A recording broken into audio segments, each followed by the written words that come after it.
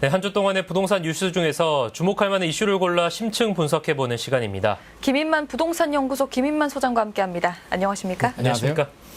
네, 소장님, 지난 한 주 부동산 시장에서 관심을 모은 뉴스는 어떤 것들이 있었습니까? 아무래도 양도세 1세대 1주택자 양도세 기준이 9억에서 12억 원으로 변경이 되는 이슈가 가장 핫 이슈였던 것 같고요. 네. 다주택자들도 완화해 줄 수 있다라는 뉴스가 나오면서 지금 굉장히 술렁이고 있습니다. 네, 오늘 저희가 또 살펴볼 내용도 이제 양도세와 관련된 내용인데 네네. 본격적으로 오늘 주제에 대해서 또 살펴보겠습니다. 네. 1가구 1주택 양도소득세 비과세 기준이 되는 고가주택 기준 금액이 9억 원에서 12억 원으로 올라갔습니다. 정부는 부동산 시장 불안 심리를 자극할 수 있다며 우려의 목소리를 내고 있는데요. 관련 이야기 나눠보겠습니다. 네, 소장님, 2008년 이후 9억 원으로 유지됐던 고가주택의 기준이 13년 만에 바뀌게 됩니다. 네. 이 소득세 법안이 일부 개정되는 건데 이 통과 과정에서도 상당히 큰 난항이 있었죠. 이게 좀 의견이 분분했거든요. 네. 여야가 어느 정도 의견 일치를 보긴 했는데 처음에는 이제 여당이 좀 굉장히 반대하는 입장이었고요. 이게 6월 달 정도에 하겠다라고 이제 여야가 합의해서 발표를 했는데 정부에서도 반대했고요. 일부 또 야당에서도 반대하는 부분이 있어서 굉장히 진통을 겪다가 이번에 전격적으로 통과가 되었습니다. 그래서 이제 아직까지 되진 않았겠지만 네. 좀 지나면 이제 9억 원에서 12억 원으로 1세대 1주택자 비과세 기준이 바뀌기 때문에 많은 분들이 혜택을 보지 않을까 싶습니다. 네. 네, 그렇다면 비과세 기준이 되는 이 고가주택 12억 원 기준은 언제부터 적용되는 겁니까? 이게 원래대로 하면 이제 1월부터 적용이 될 예정이었는데 이게 매물 동결 현상이라고 하죠. 이게 네. 좀 그때까지 또 이게 안 팔고 기다리는 분들이 있을 것 같아서 국회 본회의 통과되고 공표되는 시점에 바로 적용하겠다. 그러면 정상적으로 흘러간다면 12월 중순 정도 예상을 할 수가 있을 것 같고요. 국회에서 좀 늦어지거나 이렇게 연장이 되면은 1월 초까지도 늦어질 수는 있는데 지금 예상은 한 12월 중순 정도 예상하고 있습니다. 네, 가장 관심을 모으는 것은 또 양도세 비과세입니다. 네. 1가구 1주택자에 한해 12억 원 이하 주택은 또 이 양도세가 면제되는데요. 네. 이 양도세 부담 어느 정도로 줄어들게 되는 것입니까? 제가 좀 예를 들어서 이제 설명을 드릴 텐데요. 9억 원까지는 비과세가 됐습니다. 기존에. 근데 네. 이제 12억으로 늘어났는데 예를 들어 볼게요. 한 5년 전에 3억 원 정도로 이제 아파트를 하나 사신 분이 시간이 5년이 지났습니다. 5년이 지나서 이제 경우의 수에 따라서 이제 10억 원이 됐습니다. 한 7억 정도 양도 차익이 생겼죠. 그 정도 된다면 바뀌기 전에 9억 기준을 그대로 적용하면 500만 원 정도 양도세를 내야 되는데 이제 12억으로 올라가잖아요. 12월 중순 또는 네. 내년 1월부터 올라가게 되면 안 내도 되는 거죠. 12억까지는 비과세니까 안 내도 되고 그러면 15억 원까지 올라갔다. 그렇죠. 그러면 12억 원이 넘어가니까 양도세를 내야 되잖아요. 그럼 양도 차익이 3억에 사서 15억 정도 되니까 12억 원 정도 굉장히 많이 남는 분들이죠. 이렇게 남은 분들은 기존에 한 9천만 원 정도 세금을 내야 되는데 이제 한 3,500만 원 정도로 많이 줄어들고요. 더 많이 올랐다. 한 20억 정도 올라서 17억 정도 남았다. 좀 극단적인 예일 수도 있겠지만 그런 분들은 2억 정도 내야 되는데 한 1억 4천만 원 정도 내도 됩니다. 그러니까 12억 이하 되는 분들은 당연히 혜택을 보고요. 고가 주택들 많이 올랐는 12억이 넘어가고 20억 이렇게 되는 아파트들도 혜택을 많이 보기 때문에 1세대 1주택자들은 어떻게 됐든지 간에 많은 혜택을 볼 수 있겠다. 이렇게 볼 수 있습니다. 지금 저희가 나누고 있는 얘기는 1주택자 기준인데 그렇습니다. 1세대 1주택입니다. 네, 이 한편 여당에서는 다주택자 양도세 완화도 이제 검토하고 있는 모양새입니다. 네네. 이 정부 방침과도 대조되는 행보로 보이는데 이 다주택자 양도세 완화 어떻게 보십니까? 이게 좀 굉장히 이례적이에요. 그래서 저는 이 뉴스를 보고 깜짝 놀랐습니다. 지금까지 정부 여당에서 강력하게 반대를 했습니다. 물론 지금 또 기획재정부라든지 정부는 강하게 반대하는 입장인데 여당에서 검토할 수 있다, 검토하고 있다라는 말씀을 했거든요. 그래서 왜 파격적이냐면 정부의 기존은 한결같았습니다. 다주택자들은 투기 수요, 투기 세력이기 때문에 불로소득을 환수해야 된다. 절대 규제 양보는 없다라는 강력한 입장을 보여줬고요. 1세대 1주택자들은 실수요자이기 때문에 사실은 9억 원에서 12억, 저는 개인적으로 1세대 1주택자들은 좀 더 늘려줘도 된다. 우리가 2008년도에서 13년이 지났거든요. 그 사이 집값이 얼마나 많이 올랐는데 9억에서 그 당시 9억 원은 강남 아파트 기준이었고요. 마포 아파트들도 9억 원에 안 하던 시절이었습니다. 그래서 12억 또는 저는 15억, 18억 올려줘도 괜찮다라고 보는데 문제는 다주택자들이었거든요. 불로소득 환수를 해야 되기 때문에 절대 안 된다는 입장이었는데 어떤 부작용이 생겼냐면 매물 동결 현상이라고 하죠. 지금 최근에 이제 종합부동산세 고지서를 받아봤습니다. 굉장히 깜짝 놀라는 분들이 굉장히 많은데요. 팔고 싶어. 팔고 싶은데도 양도세 중과세에 막히는데 양도세 중과세가 얼마나 심각하냐면 기본 세율은 6에서 45% 정도 됩니다. 기본세율은 6에서 45%인데 규제 지역의 2주택자들은 여기에 20%포인트가 더 붙습니다. 네. 그러면 최고 세율이 65%가 되고요. 지방소득세까지 하면 71% 정도. 3주택자 이상이 되면은 30%포인트가 더 붙거든요. 그러면 최고 세율이 75%, 여기에 지방소득세까지 하면 82.5%.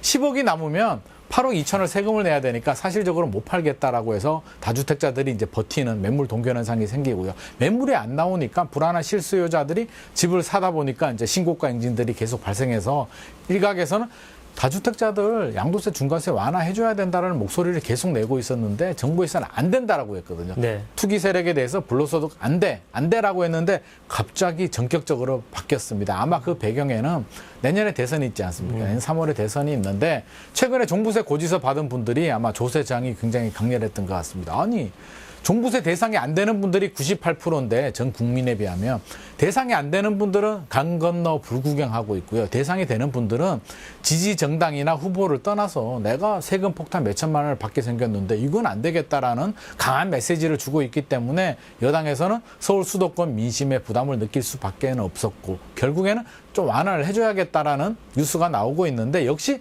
굉장한 진통이 예상이 됩니다. 네. 여당 내부에서도 명분이 없죠. 이게 뭐지? 사실 우리 6월 1일 기준으로 원래 6월 1일 이전에는 2주택자들은 10%포인트, 3주택 이상은 20%포인트 중과세를 하다가 10%포인트를 더 올렸거든요. 그래서 6월 1일 이전에 팔아라. 이후에 팔면은 더 중과세가 된다라고 해서 팔아라고 했는데 실제로 파신 분들이 있습니다. 그래서 3주택자들 같은 경우에 한 최고 세율 한 65% 정도에 파신 분들이 있는데 이제 와서 완화해 주게 되면 정부 말 듣고 파신 분들은 뭐지? 도대체 뭐야? 예. 나는 왜 정부 말을 믿은 거야? 그리고 정부의 정책의 신뢰가 굉장히 훼손되게 되고요. 정부 여당 내부에서도 명분이 없다. 이건 아니다라는 목소리들이 여전히 강하기 때문에 굉장한 진통이 예상이 되고 더 중요한 것은 어느 정도 수준으로 할 것인가. 6월 1일 이전에 그냥 10%포인트 정도만 더 낮춰줄 것인가 아니면 중과세를 아예 한시적으로 내년 6월이나 내년 말까지 한시적으로 면제를 해줄 것인가에 대해서 시장에 미치는 영향도 굉장히 크거든요. 그냥 10%포인트 정도 완화해준다라고 하면 6월 1일 이전하고 똑같기 때문에 생각하는 것처럼 매물이 많이 나오지는 않을 것 같고요. 만약에 뭐 중과세 20%, 30%포인트 중과세가 아예 한시적으로 면제가 된다. 그냥 기본 세율을 해주겠다라고 하면 생각보다도 매물이 많이 나오면서 주택시장이 빠르게 안정될 수도 있을 것 같습니다. 네, 또 전국에서 고가주택이 가장 많은 지역이 단연 서울입니다. 이번 조치가 시장에 긍정적인 영향을 줄 수 있을지 좀 궁금한데 어떻게 보십니까? 어떻게 하느냐가 굉장히 중요하거든요. 지금 이제 일단 돌을 던졌습니다. 정부 여당에서 돌을 던졌는데 이게 내부 논의를 거치다가 안 될 수도 있잖아요. 정부에서 지금 반대 입장이고요. 여당 내부에서도 아마 다양한 목소리들이 나오는 것 같은데 안 되면은 굉장히 정책의 신뢰, 이게 뭐 하는 거지? 왜 말만 하고 안 하는 거야? 라고 해서 정책의 신뢰가 굉장히 훼손되게 되고요. 만약에 해준다면 제가 앞서서 말씀드렸듯이 어느 정도로 해줄 것인가? 10%포인트 정도만 해줄 것인가? 아니면 전면적으로 아예 그냥 기본 세율만 적용할 것인가에 따라서 기본 세율을 적용해 준다라면 매물이 많이 나오면서 주택 시장이 빠르게 안정이 될 수 있을 것 같고요. 대신 투자하신 분들, 다주택자들, 기존에 불로소득을 많이 가진 분들에 대해서 인정해 주는 거잖아요. 네. 그러면 상대적으로 집을 사지 않은 무주택자들은 상대적인 박탈감을 많이 느낄 수도 있고 10%포인트만 중과세 해준다 그러면 저는 이게 최악의 경우라고 생각하는데 명분도 잃어버리게 되고요. 실질적으로 매물이 많이 나오는 효과도 없을 것 같고 기존에 했던 분들도 억울해하고 이렇게 굉장히 좀 부작용이 있을 수가 있어서 여당 정부 내부에서 어떻게 협의를 할지 우리가 좀 지켜봐야 될 것 같습니다. 네, 이 어느 정도의 기준을 적용할 것인가가 또 이 사업의 이 정책에 또 이 관건이 될 것으로 보입니다. 네. 이 양도세 완화가 집값 안정에 도움이 될지 기추가 주목되는 가운데 이 서울 아파트 거래 절벽 현상이 지속될 것이라는 우려도 제기되고 있습니다. 특히 토지거래 허가구역의 아파트 거래량이 급감한 것으로 나타났습니다. 자세한 이야기 이어나가겠습니다.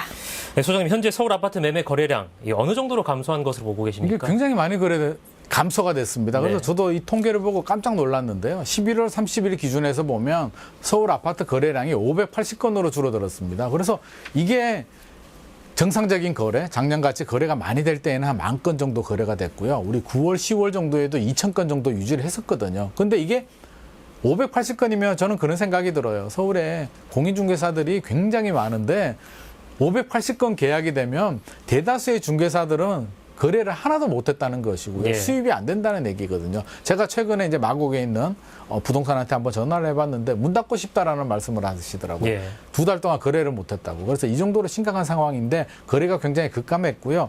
다른 통계 수치를 보더라도 이런 지표들이 뒷받침이 되고 있습니다. 한국 부동산원 통계를 보게 되면 매매 지수라고 있는데요. 매매 수급 지수가 있는데 100 이하가 되면 수요보다 공급이 많다. 그러니까 매수자 우위 시장이 되는 거죠. 그래서 수요는 적고 공급이 많다는 입장인데 지금 98이 나왔어요. 98.6이 나와서 결국에는 뒤집혔다.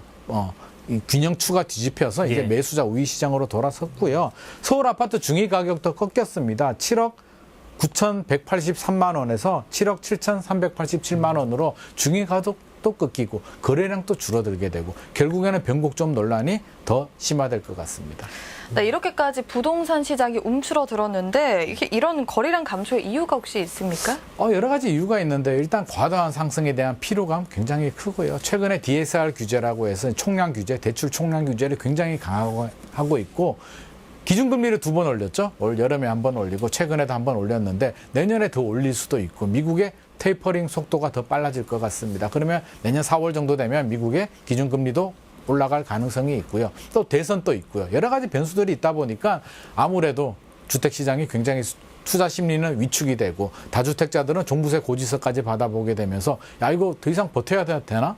팔아야 되나? 라고 굉장히 술렁이고 있기 때문에 거래량은 당연히 줄어들고요. 여기 투자 심리 자체도 줄어들기 때문에 이게 어떻게 변곡점이 될지는 모르겠지만 우리 과거 3년처럼 그동안 그렇게 급등하던 현상은 이제 당분간은 좀 찾아보기 어렵지 않나 싶습니다. 말씀하신 대로 거래량 감소가 계속 이어질 것 같은 분위기인데요. 네. 이로 인한 아파트 가격 하락도 예상해 볼 수 있을까요? 아파트 가격은 이제 가장 중요한 게 매물이 나오느냐가 관건이거든요. 물론 시간이 지나면 서서히 안정화될 수 있는데 지금 가장 관건은 공급 물량입니다. 지금 거래량이 580건이라는 얘기는요. 다주택자들, 1주택자들 매물을 안 팔고 있고요. 그냥 꼭 쥐고 있다는 얘기고요. 예. 살 사람들, 매수자들도 일단 지켜보자. 지금 어떻게 될지 모르겠는데 떨어질 수도 있잖아라고 해서 기다리고 있습니다. 그러면 이 무게중심이 어떻게 움직이느냐. 결국에는 다주택자들이 매물을 내놓는 순간 가격은 떨어질 가능성이 굉장히 높거든요. 그래서 매물을 어떻게 내놓을 수 있을까? 1세대 1주택자들은 9억에서 12억 원을 해줬는데요. 한시적으로는 매물이 나올 수 있습니다. 왜냐하면 올 여름에 12억으로 해주겠다라고 발표를 한 다음에 지금까지 시간을 끌었거든요. 그 사이에 안 팔고 팔아야 되는 분들이 안 팔고 기다리는 분들이 있는데 그런 분들은 이제 일부 매물이 나올 수는 있는데 그 매물 때문에 주택시장이 안정되기는 좀 제한적일 것 같고요. 결국에는 정부가 다주택자 양도세 중과세를 어느 정도로 하기는 하느냐에 따라서 매물이 얼마나 나오고 매물이 나오는 양, 속도에 따라서 주택시장 안정의 속도가 결정이 될 것 같습니다. 네, 무엇보다 토지거래 허가구역으로 묶인 이 서울 잠실, 대치 압구정동의 아파트 거래량이 급감한 것으로 나타났는데 네. 이걸 좀 일시적인 현상으로 봐야 할지 궁금합니다. 어떻게 보십니까? 이걸 일시적으로 보기는 좀 어려울 것 같아요. 토지거래 허가로 묶이게 되면 일단 무조건 실거주를 해야 되고요. 여러 가지 규제들 굉장히 많이 제약을 받습니다. 지금도 규제가 많은데 전세 끼고 투자를 못 하거든요. 무조건 실거주를 해야 되기 때문에 굉장히 자금 압박도 받게 되고요. 여러 가지 부작용들이 있기 때문에 지금같이 투자 심리가 위축이 되고 종부세 고지서도 받아보게 되고 좀 정리를 해야 되는 다주택자들은 정리를 해야 되는 입장에서 매수자들이 따라오지 않는다라면 토지거래 허가 구역들의 아파트들의 거래량은 더 줄어들 가능성이 있어서 이걸 어떻게 해결하느냐. 결국에는 매물이 많이 나올 수 있게 다주택자들 양도세 중과세를 해야 되고요. 실수요자들은 좀 살 수 있게 대출도 좀 풀어주고 이런 정책들 이렇게 좀 다양한 플렉서블한 정책이 좀 필요할 것 같습니다. 예, 마지막으로 질문 하나만 드리겠습니다. 이 부동산 시장의 최대 난제 또 과제라고 할 수 있는데요.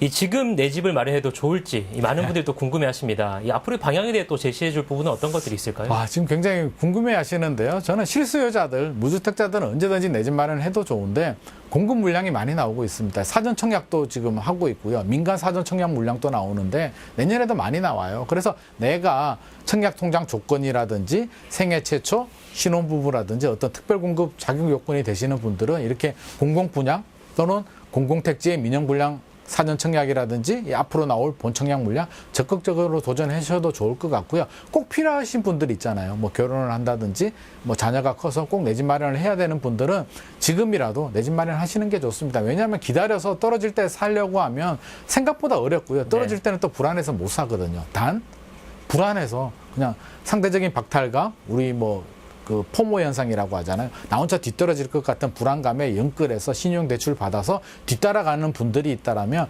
그렇게는 하지 마셔라. 신용대출 받지 마시고 필요하신 분들은 내 집 마련하셔도 되겠지만 이제는 너무 불안해하지 마시고 좀 지켜볼 필요도 있을 것 같습니다. 네, 그동안 급격한 가격 상승으로 시민들에게 피로감을 주었던 서울 아파트 가격인데요. 이번 정책과 현상들이 부동산 시장에 숨통을 틔워주는 계기가 되길 기대합니다. 지금까지 양도세 기준 완화 및 서울 아파트 거래 절벽 현상에 대해 김인만 소장과 함께 살펴봤습니다. 소장님, 오늘 말씀 잘 들었습니다.